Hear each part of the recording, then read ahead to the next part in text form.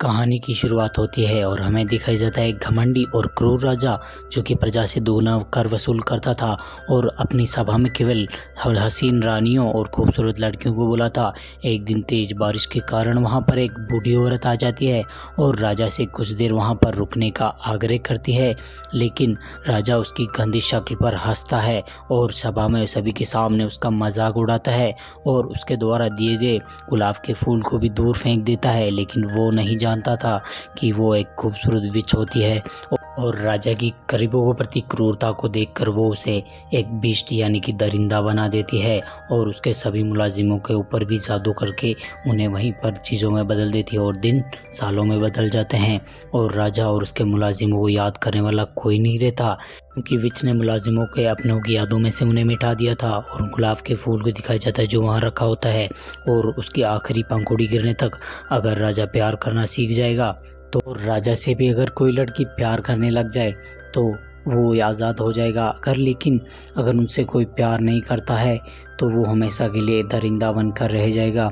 और हमें दिखाया जाता है महल से कहीं दूर एक छोटा सा गांव होता है जहां पर बेली नाम की एक लड़की होती है जो कि बहुत ही खूबसूरत होती है और ये पढ़ने लिखने में अपना शौक़ रखती है।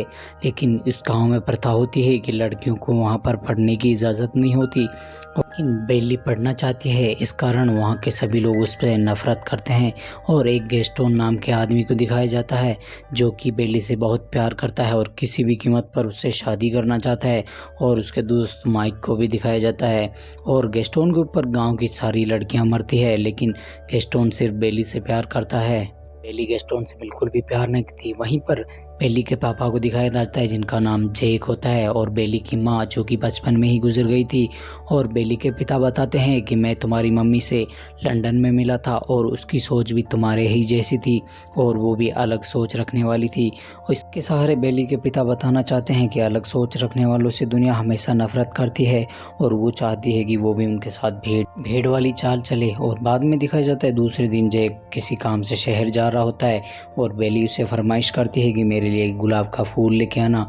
और काम खत्म करके जब जैक वापस आ रहा होता है तो वहाँ पर तेज आंधी और बिजलियाँ चमकने लगती है और एक पेड़ के ऊपर बिजली गिरती है जिससे कि उस पेड़ के चिथड़े उड़ जाते हैं और एक रास्ता भी खुल जाता है जो कि शापित की तरफ जा रहा होता है। और जैक हैरान होता है क्योंकि जून के महीने भी यहाँ पर बर्फ़ पड़ रही होती है और जैक जब आगे बढ़ता है तो उसके ऊपर भेड़िया हमला कर देते हैं जिससे उसका रथ टूट जाता है और कुछ भेड़िए उसके घोड़े के पीछे पड़ जाते हैं तो कुछ जैक के पीछे।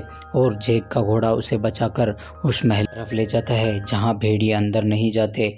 और जैक हैरान होता है कि उस महल के अंदर बार बार आवाज़ लगाने पर भी कोई नहीं बोलता।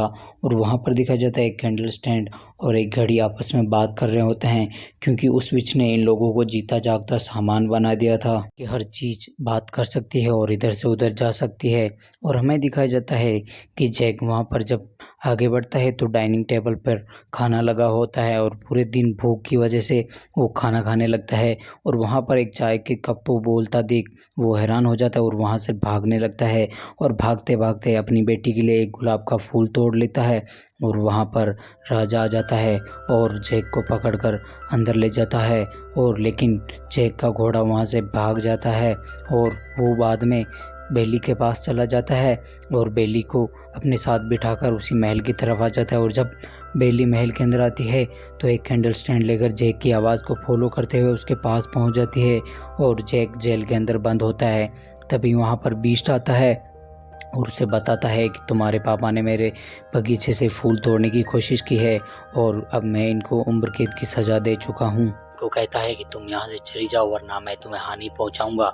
और अब वहाँ से जाने से पहले बेली कहती है कि मैं अपने पापा को एक बार गले लगाना चाहती हूँ, जिसके बाद वो उसकी बात मान जाता है। लेकिन वो बताता है कि एक बार ये गेट खुल गया तो फिर से इसे खोला नहीं जाता। और बाद में दिखाया जाता है कि बेली अंदर जाकर अपने पिता को बाहर धकेल देती है और खुद अंदर बंद हो जाती है, जिस पर दरिंदा उसे जैक को बाहर ले जाता है और एक कैंडल स्टैंड आकर उस गेट को खोल देती है जिससे बेली बाहर निकल जाती है। लेकिन एक कैंडल स्टैंड को बोलते हुए देख वो डर जाती है और उस पर टेबल मार देती है। एंड अपना नाम लुमरी बताता है और उसको अपने साथ ले जाता है और उसे सोने के लिए एक रूम बताता है जो कि बहुत ही गंदा होता है, जिस पर एक उड़ने वाला झाड़ू आता है और रूम को अच्छे से साफ कर देता है। और वहाँ पर अलमारी और चलने वाली चेयर भी होती है। और जैक वहीं पर गांव में पहुँच जाता है और सबको बताता है कि एक दरिंदे ने मेरी बेटी को कैद कर लिया है। और वहाँ पर उसकी बातों पर कोई भी यकीन नहीं करता और सब हंसते हैं, लेकिन गैस्टोन उसकी बातों पर यकीन कर लेता है। माइक के साथ जैक महल की तरफ जाने के लिए मान जाता है। वहीं दरिंदे को दिखाया जाता है जो खाना खाने जाता है और डाइनिंग टेबल पर 2 प्लेट देखकर सोचता है कि मुलाजिमों ने उसको आज़ाद कर दिया, लेकिन मुलाजिम बताते हैं कि क्या पता ये वही लड़की हो जो हमें आज़ादी दिला सकती है। लेकिन दरिंदा बताता है कि कोई मेरी शक्ल को देखकर मुझसे कैसे प्यार कर सकता है। लेकिन मुलाजिमों के कहने पर वो बेली को बुलाने उसके रूम में चला जाता है और उसको खाना खाने के लिए कहता है, लेकिन बेली उसे साफ मना कर देती है। और अब वो क्योंकि वो यहाँ से भागना चाहती है, अपनी बेइज्जती कराकर वहाँ से निकल जाता है और गुलाब के फूल के पास जाता है जो कि एक तरह से इनकी लाइफलाइन है। और जिस तरह से उसकी पंखुड़ियाँ गिर रही होती है और उसकी आखिरी पंखुड़ी के साथ उसके सारे मुलाजिम मारे जाएंगे और दरिंदा भी फिर से दरिंदा ही बन के रह जाएगा। बुलाने के लिए एक चाय की केतली और उसका बेटा कब जाता है, जिस पर बेली मान जाती है और खाना खाने चली जाती है। और सभी मुलाजिम उसके लिए खाना बनाते हैं और जादुई तरीके से उसके सामने खाना पेश करते हैं। और खाना खाकर बेली महल में घूमने लगती है और उस गुलाब के फूल के पास पहुंच जाती है। उसे टच करने ही वाली होती है कि वहाँ पर दरिंदा आकर उस पर चिल्लाता है और उसे वहाँ से भगा देता है।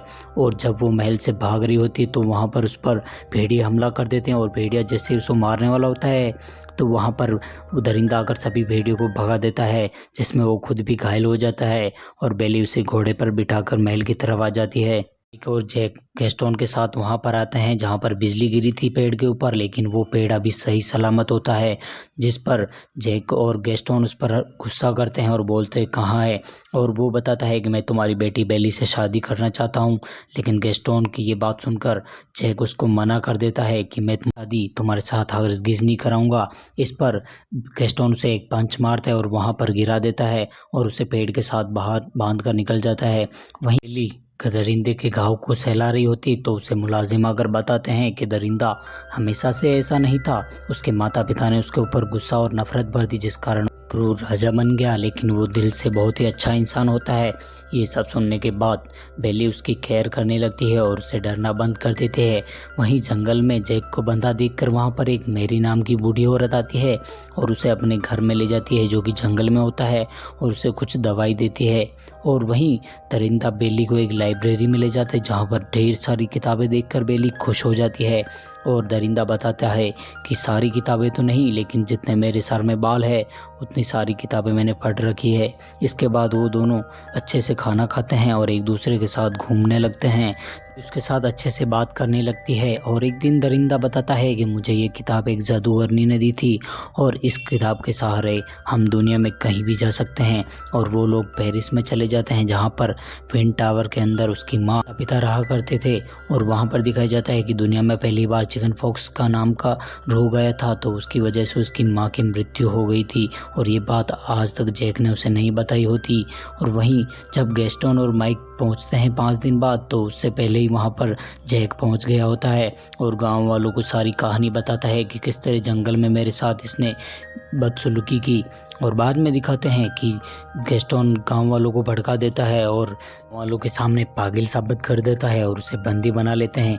वहीं दरिंदा और बेली रेडी होकर डांस कर रहे होते हैं, तो बाद में बेली बताती है कि मुझे पापा की याद आ रही है और दरिंदा उसे एक जादुई आईना देता है जिसमें वो बेली अपने पिता को देखती है और वो देखती है कि उसके पिता को गाँव वालों ने एक पिंजरे के अंदर कैद कर रहे हैं। और ये सब देखकर बेली वहाँ से अपने पापा को बचाने के लिए निकल जाती है।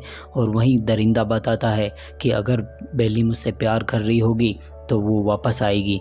और बाद में दिखाया जाता है कि बेली गांव पहुंच जाती है और अपने पिता से बचाती है और सभी गांव वालों को आईने के अंदर दरिंदा दिखाती है, लेकिन गांव वाले डर जाते हैं। और जब गैस्टोन को पता चलता है कि बेली उस दरिंदे से प्यार करती है तो वो एक के साथ कैद कर दिया जाता है और सभी गांव वाले महल की तरफ दरिंदे को मारने के लिए चले जाते हैं, जहां पर मुलाजिम गेट के ऊपर खड़े हो जाते हैं, लेकिन गांव वाले गेट को तोड़ देते हैं और अंदर आ जाते हैं और सभी गांव वालों और लड़ने लगते हैं। जब माइक की जान खतरे में होती है तो गैस्टोन उसे बचाने से मना कर देता है और वहीं जैक और बेली भी आज़ाद हो जाते हैं और बेली घोड़े से महल की तरफ चली जाती है।